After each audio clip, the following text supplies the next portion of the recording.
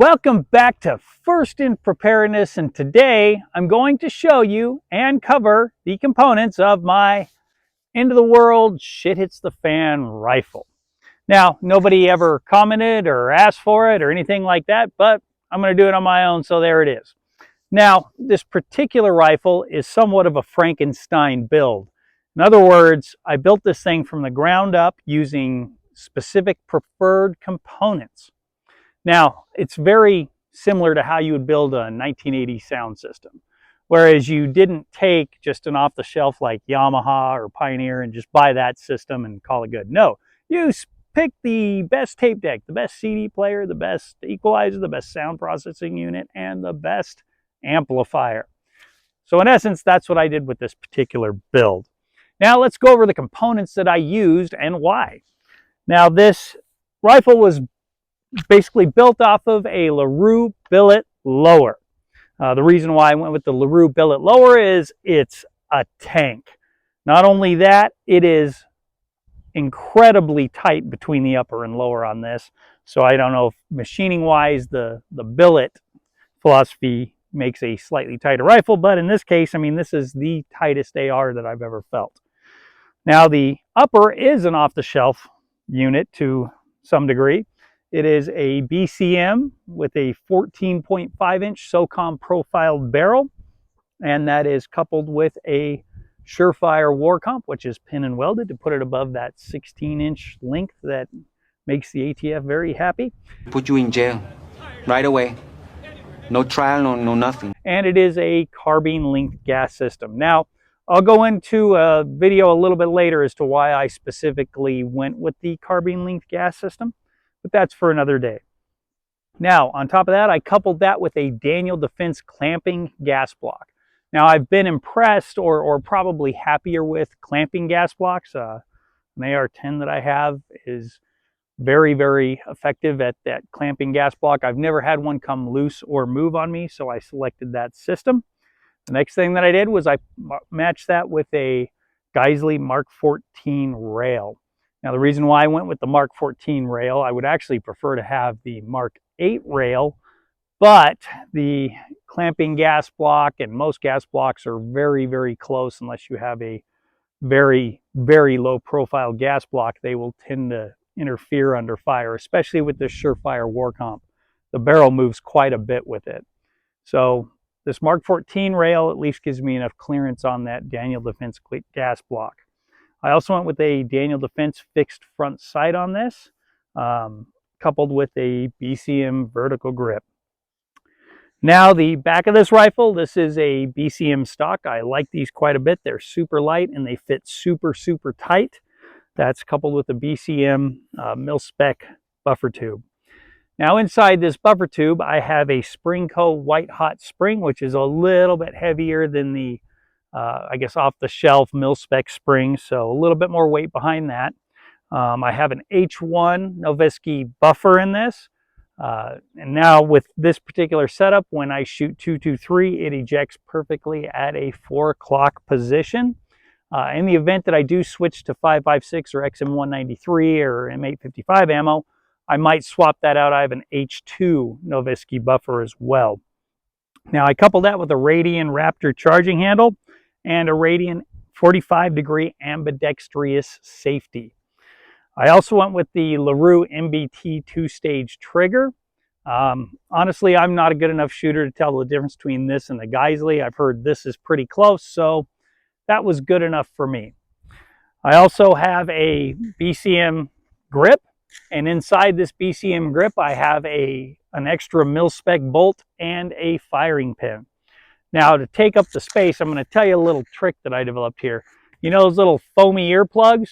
Basically, I stuffed a bunch of those in here to take up the space between the bolt and the firing pin, so there is no rattle with it, so it is extremely quiet.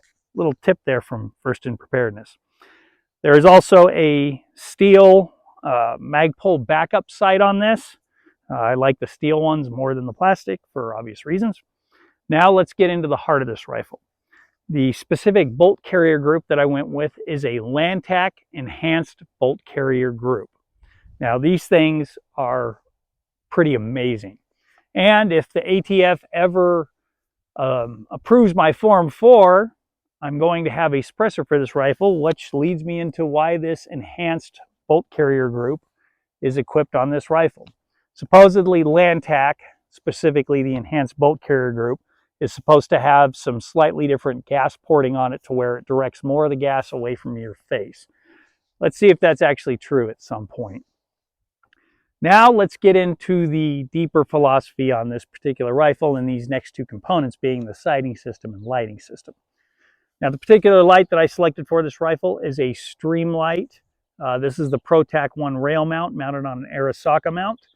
And I know it's not a cloud defensive, a Surefire, or a mod light, but this particular light does something that neither or any of those do. And that utilizes what we call a dual fuel system. Now going back to that end of the world philosophy, this dual fuel system allows this light to run on either a CR123 or a AA battery. So this thing can run on two different types of batteries. And thinking of the end of the world, well, guess what? If I have to scavenge a AA battery, I can probably go into any household in the USA and find a AA battery to power my light. CR123s might be a little more difficult to come by. Not everybody uses those. Not only that, wait, there's more. The AA battery that will power this flashlight will also power this, which is an Aimpoint Comp M4S. Now, those of you who know about the Comp M4S, this sighting system was issued to the military, and it is incredibly robust. It can take a tremendous amount of abuse and still work. Not only that, but a single AA battery will power this sight for 80,000 hours on a medium setting. So pretty much almost coming up on 8 to 10 years. So to say the least, there is redundancy between this sighting system and the lighting system. But wait, there's more. Not only does that AA batteries power my sighting system and my lighting system, but it also powers my night vision setup. This is a PVS-4 weapon sight. It is a tank. It is heavy, but it does have a reticle, and it's got a QD system that attaches to this rifle very quickly. There's also a QD on this Aimpoint. So I could actually swap these two out in less than 30 seconds. They're all powered by AA batteries. Not only that, this PVS-4 will also be powered by CR123 batteries. So to say the least, I have redundant systems between my lighting, my sighting, and my night vision scopes. So I would say that's a perfect application of keeping it simple, right? Also, you notice, as I said earlier, the bolt carrier group on this can be swapped out for a mil-spec bolt carrier group. Now, of the few AR-15s I own, all of them are mil-spec or take mil-spec components. Now, there's redundancy between this and all my other rifles. They're all direct gas impingement. Don't get me wrong, I would love to have a SIG MCX Spear, and if I could afford 7 of them, well, my rifle would probably divorce me. So I got to go with mil-spec components. They're easy to get, and in the event you had to scavenge, you're more than likely going to come across mil-spec components than you are a SIG MCX bolt and piston system. So keeping it simple once again. So there you have it, folks, my Frankenstein end of the world rifle build. If you have any comments, feel free to leave them. If you think there's something wrong with the philosophy, or if you just want to give your own input, hey, I'm open to it. I'll take any suggestion. I mean, I'm not the world's foremost expert on end of the world rifle builds, but I think I did an okay job on this particular one. With that, thank you for tuning in again. And as always, I'm not going to say it. If you like our content, you like our content. And have a great Saturday like I am.